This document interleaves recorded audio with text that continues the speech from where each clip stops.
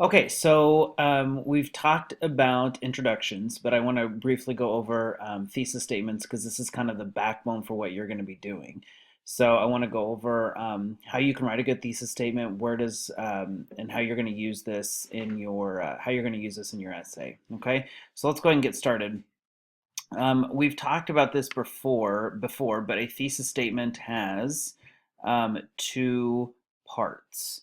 And the first part of a thesis statement is the topic. So, what do you want to address? So, what are you going to talk about? A character? Are you going to talk about an idea? Are you going to talk about um, what idea do you want to address? What topic do you want to address in the play? But then the second part of your thesis statement, and this is one of the most important parts, is the argument that you associate with that topic, because you have to create an argument. You can't just tell us Abigail Williams was a character in The Crucible. That is a fact. But what argument are you going to present about Abigail Williams? Abigail Williams was uh, manipulated by her own love for John Proctor, which led to her ultimate demise in the play. What are you going to say about her? What are you going to prove? What are you going to argue to be true about that person? So let me go through kind of a step-by-step process on what you need to do and how you can do it. Okay, so a thesis statement, or what you need to do, excuse me, is create an original thesis statement which consists of both parts. So you want to make sure you have the topic, and you want to make sure you have your opinion or your argument on that topic. Okay, this will be your basis for your essay that you're going to write. And again, I will go over the specific details about this essay on Friday when I see you guys again, but I'll go over the details then. But this is going to be kind of the backbone for what you're going to do. Okay. If you think about kind of the mini analyses that we did on D2L, the two paragraph one and the one paragraph one, and so on and so forth, on those I gave you those topics, and you're welcome to explore those a little bit further, or you can come up with your own. But if you're asking yourself, what am I writing about? This is what you're writing about. You're writing about the thesis statement that you are creating, that you are generating. Okay, so again, you could expand on something that I already gave you on D2L, or again, you could come up with something completely new. It's up to you. So how do you do that? How do you come up with an original thesis statement? Well, there are a couple things that you can do. So start with the idea that you want to address. Okay, and I listed them here: big ideas, themes, evolutions of characters, responsibility.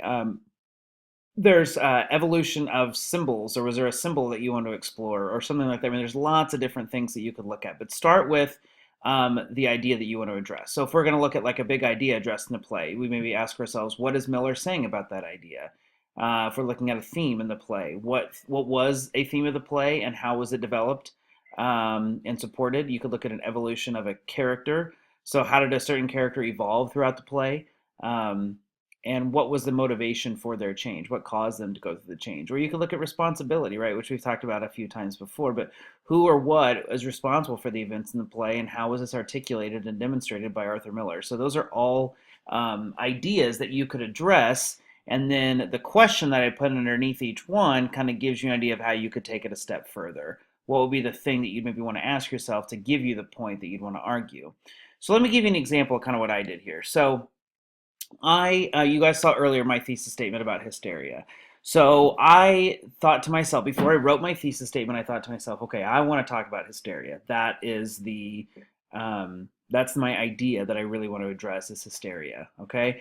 Well, the questions that I can maybe ask myself to help me generate a good thesis statement might be, what role does Arthur Miller believe that hysteria played in the events in the Crucible? How responsible is hysteria? What are his ideas on mass panic? Does he maybe present his own ideas on mass panic throughout the play?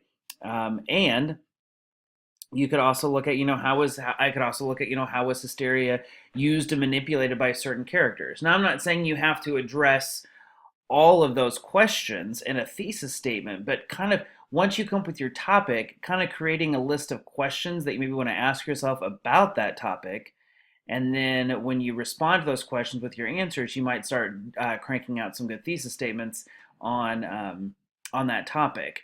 So, which led me to my finished product of Miller clearly illustrates that in times of panic and hysteria, people are led to do acts of intolerance and injustice. If one is looking for the true culprit, look no further than hysteria.